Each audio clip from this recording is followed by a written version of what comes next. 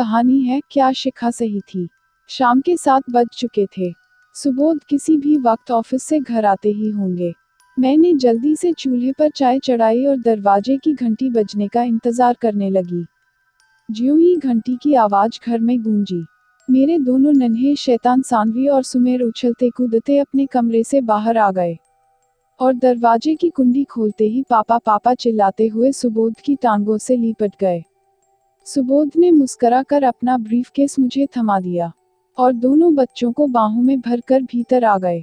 तीनों के कह कहे सुनकर दिल को सुकून सा मिल रहा था। सुबोध को चाय देकर मैं भी वहीं उन तीनों के पास बैठ गई। दोनों बच्चे बड़े प्यार से अपने पापा को दिन भर की शरारतें और किस्से सुना रहे थे। सुबोध भी बड़े गर्व से चाय पीते हुए उन दोनों की बातें सुन रहे थे। अपने पापा का पूरा ध्यान खुद पर पाकर बच्चों की खुशी का कोई ठिकाना नहीं था। पापा, मैं और सुमेर एक बहुत सुंदर ड्राइंग बना रहे हैं, उसे पूरा करके आपको दिखाते हैं, कहकर सानवी ने अपने भाई का हाथ पकड़ा और दोनों भागकर अपने कमरे में चले गए। क्या सोच रही हो मैडम? कुछ नहीं, आप हाथ मुंह धोकर फ्रेश हो जाएं।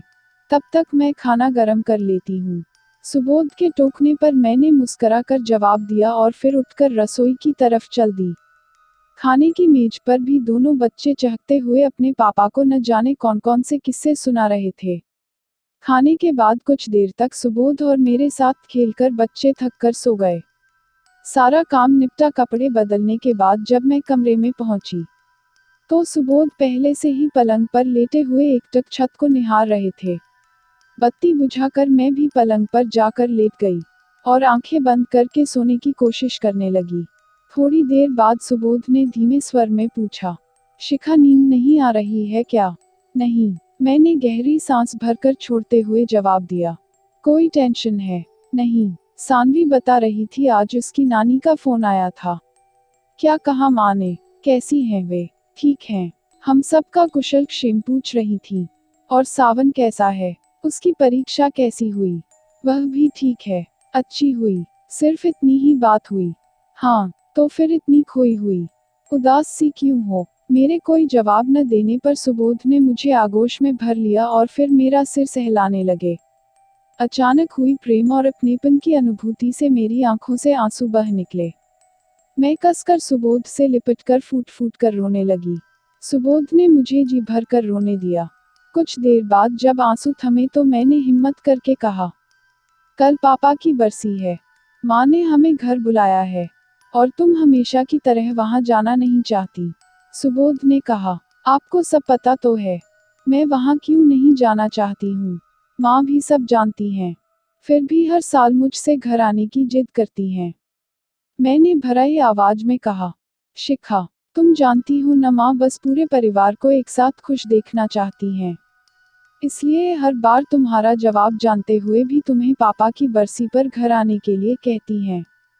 मैं जानती हूँ, मैं माँ को दुख नहीं पहुँचाना चाहती हूँ। उन्हें दुखी देखकर मुझे भी बहुत दुख होता है। अब आप ही बताएं कि मैं क्या करूँ? मैंने निराश स्वर में पूछा। अपने पापा को माफ कर दो। इससे पहले कि मैं विरोध कर पाती सुबोध फिर बोल पड़े।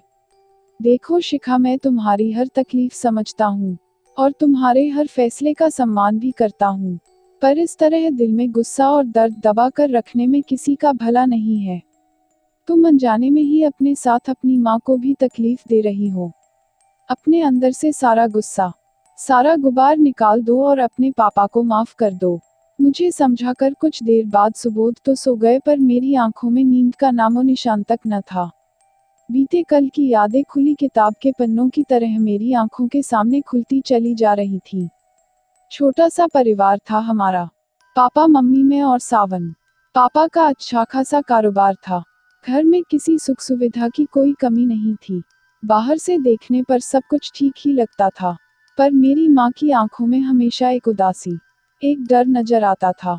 शुरू में मैं माँ के आंसुओं की वजह नहीं समझ पाती थी, पर जैसे जैसे बड़ी होती गई वजह भी समझ आती गई। वजह थे मेरे पापा, जो अक्सर छोटी छोटी बातों पर या फिर बिना किसी बात के माँ पर हाथ उठाते थे। मुझे कभी पापा का बर्ताव समझ नहीं आया। जब प्यार जताते थे तो इतना कि जिसकी कोई सीमा नहीं होती थी, और जब गुस्सा करते थे तो वह भी इतना कि जिसकी कोई हद नहीं होती थी। पहले पापा के गुस्से का शिकार सिर्फ माँ होती थी, पर वक्त बीतने के साथ उनके गुस्से की चपेट में आने वाले लोगों का दायरा भी बढ़ता गया। पापा ने मुझ पर भी हाथ उठाना शुरू कर दिया था। जब पापा ने पहली बार मुझ पर हाथ उठाया था तब मैंने 2 दिनों तक बुखार के कारण आंखें नहीं खोली थी। जब पापा मुझे मारते थे तो माँ मुझे बचाने के लिए बीच में आ जाती थी। न जाने कितनी बार माँ ने हम दोनों के हिस्से की मार अकेले खाई होगी। छोटी उम्र में इतनी मार खाकर मेरे शरीर पर से कई दिनों तक मार के निशान नहीं जाते थे। स्कूल जाने पर ऐसा महसूस होता था मानो जैसे मेरे सहपाठी मेरी ओर इशारे करके मेरा मजाक उड़ा रहे हैं। टीचर निशानों के बारे में पूछती थी तो झूठ बोलना पड़ता था।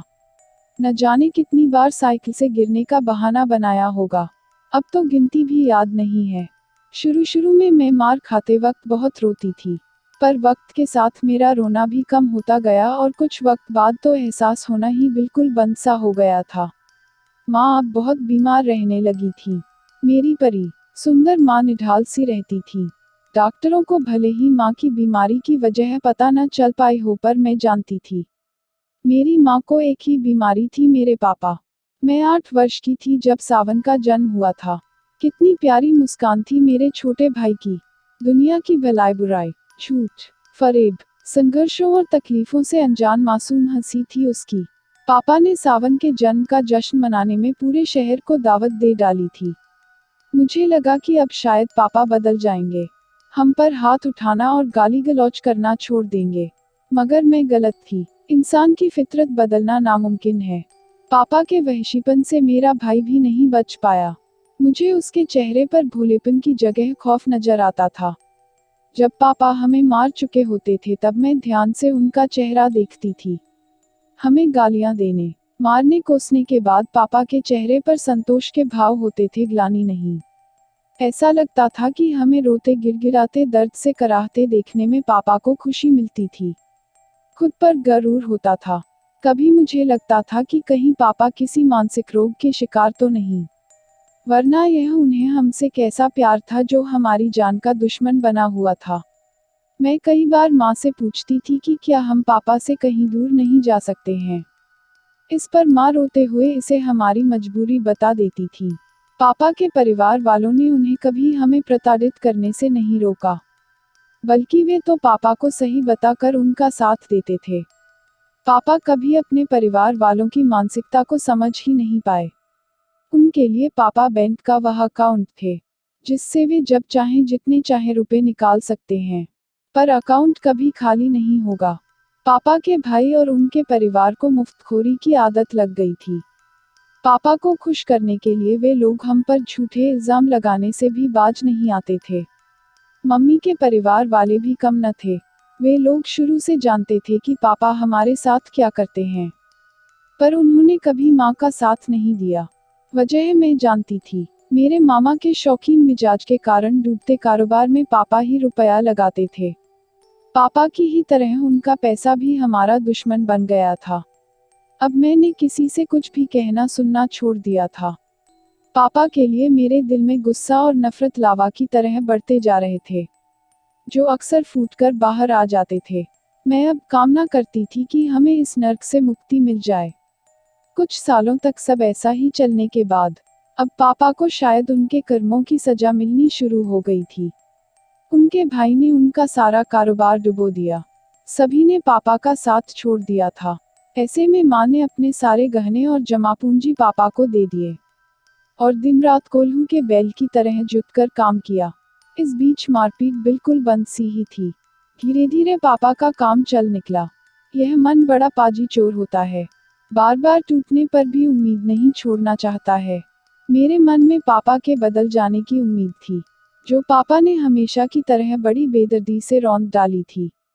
पापा ने फिर से वही रुख अपना लिया था। उन्होंने शायद सांप और बिच्छू की कहानी सुनी ही नहीं थी, इसलिए फिर से अपने धोखेबाज भाई पर भरोसा कर बैठे। बिच्छू ने आदत अनुसार पापा को दोबारा डस लिया, और इस बार पापा धोखा बर्दाश्त नहीं कर पाए। जब मम्मी एक दिन मुझे और सावन को स्कूल से लेकर घर लौटी, तो हमने देखा कि पापा ने आत्महत्या कर ली है। मम्मी बेहोश होकर गिर गईं। भाई का रोते रोते बुरा हाल था, पर मेरी आंखों में एक आंसू नहीं आया। पापा हमें रास्ते पर लाकर छोड़ गए थे, जैसा कि मुझे विश्वास था। पापा के घर वालों ने हमसे हर नाता तोड़ लिया और मम्मी के घर वाले तो और भी समझदार निकले।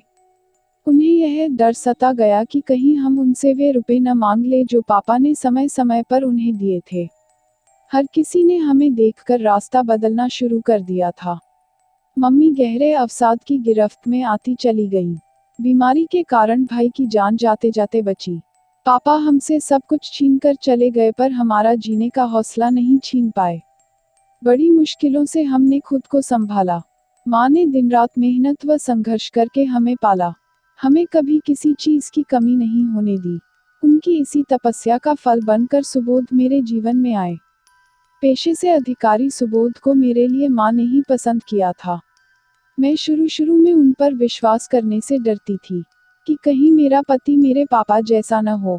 पहले सुबोध को जीवनसाथी के रूप में पाकर और फिर सानवी और सुमेर के मेरी गोद में आने से मेरे सारे दुखों व संघर्षों पर विराम लग गया। माँ भी अब पहले से अच्छी अवस्था में थी। सावन भी पढ़ाई में अच्छा प्रदर्शन कर रहा था। ऐसे में दिल में सिर्फ एक कसक थी। मैं अभी तक पापा को माफ नहीं कर पाई थी। माँ हर साल पापा की बरसी मनाती थी। वे हमें भी घर आने को कहती थी। हमेशा मुझसे कहती थी कि मैं सब कुछ भुला दूं, पर यह मेरे लिए संभव नहीं था। जब मैं सुबोध को अपने बच्चों के साथ देखती हूँ तो बहुत खुश होती हूँ, लेकिन साथ ही दिल में एक चीज भी उठती है कि क्या मेरे पापा ऐसे नहीं हो सकते थे। सुबोध बहुत अच्छे पति हैं और उससे भी अच्छे पिता हैं। मैं जानती हूँ सावन भी एक दिन अच्छा पति और पिता साबित होगा। यादों की दुनिया से बाहर निकलकर मैंने सुबोध की ओर देखा जो गहरी नींद में सो रहे थे। वे ठीक ही तो कहते हैं, बीती बातों को दिल में दबाए रखकर खुद को पीड़ा देने से क्या फायदा। माँ ने पापा का अत्याचार हमसे कहीं ज्यादा सहा, पर फिर भी उन्होंने पापा को माफ कर दिया। अगर माफ नहीं करती तो उनके जाने के बाद कभी एक मजबूत चट्टान बनकर हमें सहारा न दे पाती। सिर्फ एक माँ का दिल ही इतना बड़ा हो सकता है। अब मैं भी तो एक माँ हूँ, फिर मुझसे इतनी बड़ी चूक कैसे हुई। मैंने यह कैसे नजरअंदाज कर दिया कि मेरे भीतर की घुटन से मेरी माँ का दम भी तो घुटता होगा। मैं पापा को सजा देने के नाम पर अनजाने में ही माँ को सजा देती आई हूँ। कहीं मैं भी पापा की तरह ही तो नहीं बनती जा रही हूँ। फिर मैंने आंखें बंद करके गहरी सांस ली और मन में कहा कि डियर पापा, मैं नहीं जानती कि आपने हमारे साथ वह सब क्यों किया। मैं यह भी नहीं जानती कि आज भी आपको अपने किए का कोई पछतावा है भी या नहीं। मुझे आपसे कोई गिला शिकवा भी नहीं करना। आज मैं पहली और आखिरी बार आपसे यह कहना चाहती हूँ कि मैं आपसे प्यार करती थी। इसलिए आपकी मार और गालियाँ खाने के बाद भी उम्मीद करती थी कि शायद आप बदल जाओगे। खैर, अब इन सब बातों का कोई फायदा नहीं है। मैं बस इतना कहना चाहती हूँ कि मैं आपको माफ करती हूँ, पर आपके लिए नहीं, अपने लिए और अपने परिवार के लिए। Goodbye. बहुत सालों बाद मैं खुद को इतना हल्का महसूस करके चैन की नींद सोई। अगली सुबह जब मैं नाश्ता बना रही थी तो सुबोध माथे पर बल डाले रसोई में आए। यह क्या शिखा, तुमने मुझे जगाया क्यों नहीं? 8 बज चुके हैं। मुझे दफ्तर जाने में देर हो जाएगी। बच्चों को अभी तक स्कूल के लिए तैयार क्यों नहीं किया तुमने? आज बच्चे स्कूल नहीं जाएंगे। आप भी दफ्तर में फोन करके बता दीजिए कि आज आप छुट्टी ले रहे हैं। क्या मतलब? मतलब यह कि आज हम सब मम्मी के घर जा रहे हैं। आज पापा की बरसी है ना। आप जल्दी से नहाकर तैयार हो जाएं, तब तक मैं नाश्ता तैयार कर देती हूँ। शिखा। सुबोध ने भावुक होकर मेरे कंधे पर हाथ रखा तो मेरे हाथ रुक गए। तुम अपनी इच्छा से यह कर रही हो ना? देखो, कोई जबरदस्ती नहीं है। मैंने डबडबाई आंखों से सुबोध की ओर देखा। नहीं सुबोध, माँ ठीक कहती हैं। आप भी सही हो। अपने भीतर का यह अंधेरा मुझे खुद ही दूर करना होगा। मैं बीते कल की इन कड़वी यादों को भुलाकर आपके और अपने परिवार के साथ नई खूबसूरत यादें बनाना चाहती हूँ। मैं पापा की बरसी में जाऊंगी। सुबोध सहमति में सिर हिलाकर मुस्कुरा दिए। उनकी आंखों में अपने लिए गर्व और प्रेम की चमक देखकर मुझे विश्वास हो गया कि मैंने बिल्कुल सही निर्णय लिया है। कुछ ही देर बाद मैं सुबोध और बच्चों के साथ माँ के घर पहुँच गई। बच्चे तो नानी और मामा से मिलने की बात सुनकर ही खुशी से उछल रहे थे। मेरे घंटी बजाने के कुछ क्षणों बाद माँ ने दरवाजा खोला। मुझे दरवाजे पर खड़ी पाकर माँ चौंक गईं। उन्हें तो सपने में भी आज मेरे घर आने की उम्मीद न थी। उनके मुंह से मेरा नाम आश्चर्य से निकला। शिखा बेटा तू। माँ मुझे तो यहाँ आना ही था। आज पापा की बरसी है ना। मेरे मुंह से यह सुनते ही माँ की आंखें भर आईं और उन्होंने आगे बढ़कर मुझे अपने गले से लगा लिया। आज बरसों बाद हम माँ बेटी लिपटकर फूट फूट कर रो रही थीं। और हमारे आंसुओं से सारी पुरानी यादों की कालिक धुलती जा रही थी। अगर आपको कहानी पसंद आए तो लाइक और शेयर कीजिए और चैनल को सब्सक्राइब करना मत भूलिए।